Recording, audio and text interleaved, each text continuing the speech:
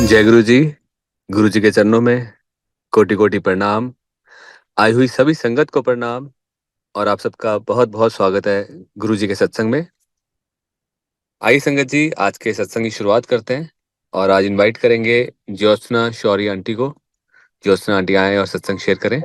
Jai Guruji, thank you, Kunal, for asking me to speak to the Sangat today about my long association with our dear and beloved Guruji.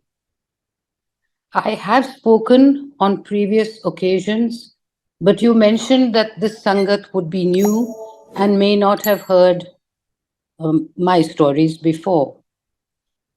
So I would like to start by saying that seeing Guruji in his divine human avatar and being with him, talking to him, listening to him, loving him is nothing short of a miracle that Guruji, with his grace, bestowed upon me and on so many of the old Sangat that has had the privilege to be with him. So, with Guruji's permission, I would like to recount some things that have stayed close to my heart. We all, I think, know about the many miracles that he performed. And I thought that today I would speak to you about the Mandir at Empire Estate, where I first met Guruji. How the Mandir was then, perhaps some of you may know, and some of you perhaps do not. So I want to tell you of the Chota Mandir, how it was when I first went there in 2000, nearly 25 years ago. My brother in law, Mr. Arun Shourie, and his wife Anita had been receiving Guruji's blessings, and that had helped to make Anita's life manageable as she was very troubled with severe Parkinson's. On one occasion, my husband also went with them to the mandir. And during that visit, it just so happened that Guruji asked my husband Deepak to bring me along the next time that they came. When I entered on that occasion, I remember seeing Guruji sitting on his chair, smiling, and he said to me, Kailash Khanna Di Kudi.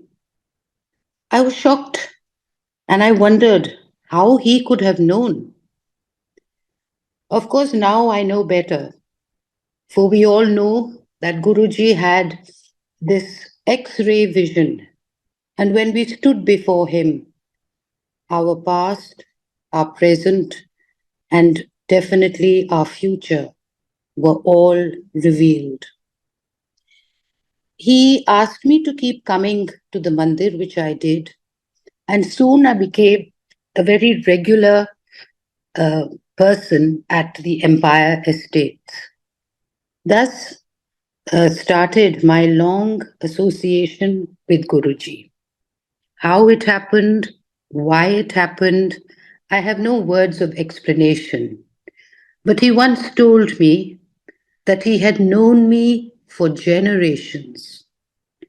Why did he wait so long? I wondered. Why didn't he call me earlier? I got my answer listening to some of the bhajans and songs that played, which told me that there is always the right time and the right place for everything. And so I gathered that the right time was then in 2000. I can only say that for me it has been a most rewarding and wonderful experience, like I know all of you also feel. We feel protected. We feel that we can now, that there is someone always with us, always close to us, who will protect us and the families that are closest to our hearts. Now, the hall in the Chota Mandir, where we used to sit and enjoy the presence of Guruji and receive his blessings, had large photographs that were taken by Raghu Rai, who was always there with his camera, documenting Guruji's life. And these beautiful photographs, I know that everybody felt that Guruji was the most handsome person who always looked amazing. He was always smiling, sometimes in a reflective mood, constantly looking wonderful and resplendent in his vibrant colored cholas, of which he seemed to have an endless number, for he hardly ever repeated any of them. On his feet, I always saw that he wore black socks with Juttis. His feet were surprisingly small, which I only realized after he gave me a pair of his Juttis that he was wearing and told me to keep them in my puja. These are with me, as is also a large framed photograph of himself. I feel his presence every day surrounding me. And on days when I am troubled or sad, I always go to the photograph, which speaks to me. His hands are beautiful, with their long, slender fingers. He wore a watch on one hand and a thin kada on the other. Many of us did have the good fortune of doing seva by pressing his feet and his hands, and the fragrance of roses that came from pressing them remained on our hands for a long time thereafter. Of course, his presence is of the roses is felt at other times too. Suddenly, unexpectedly, we will get a fragrance of roses, and we know that we are in the presence of Guruji. I am sure that so many people have experienced this. I must say that of late I have not, but there are people who did not even know him and are involved in the Sangat now who still get this fragrance of roses. It is his way of saying that he is with them always. Always have seen Guruji sitting on his very special decorative chair, and I think it is the same one that is in the Bada Mandir today, though I can't be sure. And all around him, the room is filled with his devotees. The room was overflowing onto the stairs outside the front door and even onto the first floor, as day by day the numbers thronging to the Chota Mandir kept growing. When we used to enter the room, his presence completely captivated each one of us. We entered always with bowed heads and with flowers, petals or roses in our hands, which were permitted then, and we placed them in front of a huge pile of flowers that was already there before him. And we closed our eyes and bowed down as we kissed his feet. Some bold enough would talk to him softly, and he would listen and smile. I never had the courage to speak to him, I was so much in awe in his presence. And besides, I was not fluent in Hindi and Punjabi, and so I was often tongue tied. He would, however, signal to me to sit by his side, and I felt honored and humbled.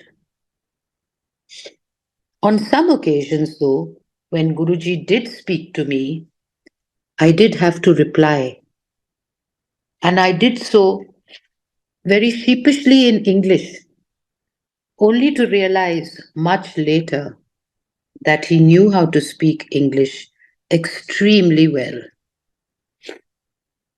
I remember once sitting at the Empire State when a thought just flashed into my mind, and I said, I wonder what the Bada Mandir looks like. He immediately turned to me and said, Bada Mandir dekhna hai? I nodded, and soon enough, a few of us found ourselves at the Bada Mandir, walking around, going into all his rooms, admiring his clothes in the cupboards, amazed that his walking shoes were the latest Nike Air. And my son said, they have to be, for Guruji is very modern and he is so stylish. We went into the Gufa where Guruji told us he spent hours in meditation. Now one cannot go inside, but in those days we all went inside. And being a cave, it was completely dark except for a single oil lamp that was burning, and I presume it never went out. He showed us flowers in the garden that were blooming. Miraculously, they were blooming when these flowers were not in season. And as usual, he always loved to feed everyone. And he fed us Kulfi, I think, on that occasion. And I remember it being the best kulfi I had ever tasted, despite it being probably December and outside being really very cold. All in all, it was a magical and amazing experience, something that I will never forget. And today, even when I pass his place of meditation, I am reminded of the time we all went in with him there so many years ago. The Sangat used to meet at Empire Estates on Thursdays, Fridays, Saturdays, and Sundays. The music that played was about the same as it is played today at the Bada Mandir, though now, of course, there are many more new songs that have been added. We all had our favorites. We all connected with Guruji in our own way. When the music played, we closed our eyes and escaped into another world where we could hear Guruji speak to each one of us, giving us answers to the questions we so wanted to hear. Though no words had been exchanged, when we all came back home, we knew that we had been clearly heard by him and that everything was going to be fine. At the Empire Estate, like at Bada Mandir, chai prasad was always served first. And as is the case now, we had to drink it to the last drop. Then we would sit cross legged and listen in silence to the music, losing ourselves in its melody and lyrics. After a while of this, A particular happy song signaled that it was time to receive the Khada Prasad in handfuls from Guruji, which he used to give. And everyone lined up to receive it. Sometimes people who suffered from diabetes were reluctant to take it, but Guruji insisted and gave them a double dose. He always had his pet phrases like, Doctor हैरान हो गया, कोई बात नहीं खा लो, diabetes खत्म हो जाएगा, or something like that. And they would return in a few days to announce that indeed the doctors were surprised that the readings were much better and were really at a loss of words as to how it could have happened. So many times we witnessed how people had been miraculously cured from long standing diseases. Many a time, childless couples were given the baby they yearned for. We learnt of their stories as Guruji would ask a person from his Sangat to relate a particular experience. But he would always jokingly say, Short mein batana. For in relating the stories, everyone took a long, winding route to get to the point, wanting to give all and perhaps unnecessary details, where the real detail lay in the fact that they had been cured and blessed by Guruji's greatness. We heard firsthand of so many miracles of people being saved, of receiving better jobs, of doing well in examinations, of being given uh, so many prizes and granted every one of his Sangat with whatever their desires were. Once, after I had known him for a long time, I picked up the courage to ask, in English, no doubt.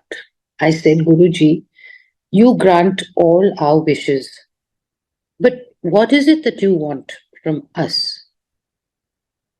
His reply was simple.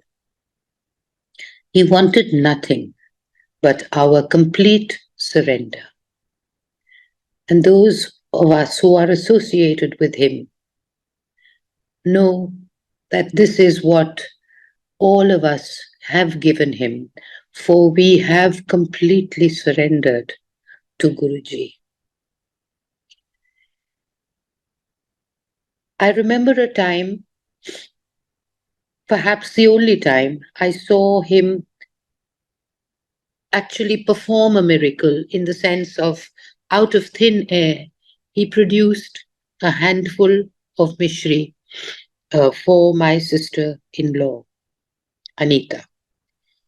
He asked her to stand up to receive it, and she was shaking um, because of her Parkinson's disease. So I also got up to hold her hand and to steady her. She held this mishri in her hands, and I saw with my own eyes how Guruji fed a room full of people by taking large pieces of this mishri in his fingers and giving it to so many people. But the mishri did not disappear or lessen, it remained the same. Later, he told Anita to take the rest of the prasad home to give to her family. The langar at Empire Estate was served in a very simple manner by the sevadars on mats on the floor where 4 people shared a thali. Everyone, I think, sat on the floor, though now I see many, including myself, have graduated to sitting on chairs, no longer able to sit on the floor. But everyone shared the most delicious meal. Four people shared a thali, and it was always, there was never any prasad left over. It was always consumed there. He did say that if you consume the prasad in the mandir, or if you consume the food in the mandir, it was prasad. And if you actually took it home, it was just roti or sabzi or mithai, whatever it was. So we did all try our best to finish everything in the mandir, for we were always yearning for Guruji's divine blessings. After that, the devotees were invariably given agya to leave by Guruji. No one could really leave till he said that they could. And some people, however, perhaps those who needed his extra blessings, maybe 10 or 12 of them, were sometimes asked to stay back. Guruji then would go into his room to have his dinner, though I believe he barely ate anything at all. I have personally seen him eat only slices of cucumber and drink something, though I don't know what, for his hand was covering the glass. After his dinner was done, a person emerged from the room wearing a regular pant and a colorful shirt and sat down on the floor with the rest of us. When I saw this happen for the first time, I got really blown away, for I thought this person who had come out of Guruji's room must be his twin. But I was wrong. It was Guruji himself who had changed out of his glorious robes that he wore and came and sat with us on the floor, dressed like an average, normal human being, and talked to some of us and relaxed and joked. And surely more prasad, more kulfi, whatever we desired, whatever we wanted, was ordered, and miraculously it arrived. Sometimes we used to sit on till much past midnight. We were given agya to go only after that. He had said that this was the time when he could concentrate and help those who were going through very difficult times. When the room was full with a lot of devotees, I guess the aura or the it was not a time when he could probably concentrate adequately, and this was why people were asked to stay back.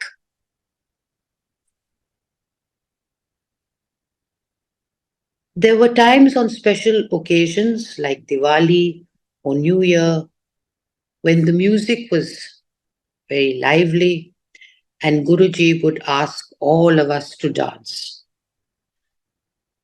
No one could ever refuse Guruji, and whether we liked it or not, whether we knew how to dance or not, we all had to get up and we all had to sway and shake a leg in good faith. He said, by doing this, we received countless blessings. Many well known classical dancers and singers have been asked to get up and perform and always received his blessings in full measure. I too am a classical dancer and have been one for a good part of my life. And he did tell me once that I should dance. I was so embarrassed, having always not been embarrassed facing an audience. I found it very difficult to dance before Guruji, but I did. I once also, while I was sitting next to him, I think it might have been his birthday celebrations. We were sitting in the garden, and there was a big stage um, built where now his samadhi is. And there were lots of performers. Everybody was performing, dancing, singing. And I too run a school, and I too have students who perform. And we had been in many parts of India, many parts of the world. And I just thought to myself, I wish that my students would one day get the opportunity to dance before Guruji. And he turned to me and he said, I have done it. The next time they will be dancing. And sure enough, they did. So, dear Sangat, I think there are many, many blessings that I have received from Guruji. I keep him very close to my heart. I start each day, I'm sure, like all of you do, with folded hands before him and end each night the same way. I take his name so many times in between. Sometimes when I set out to do anything important, or sometimes even when I do anything mundane, always when I get into a flight and the turbulence start, I'm always saying, Guruji, please let this flight get over soon because I am terrified of turbulence. Most often, it just goes away. And I'm now beginning to have more confidence that I need not fear turbulence, I need not fear anything because I know that Guruji is always with me. Thank you so much, Guruji. I love you. With all my heart, I surrender to you always. And I thank you all for listening to me.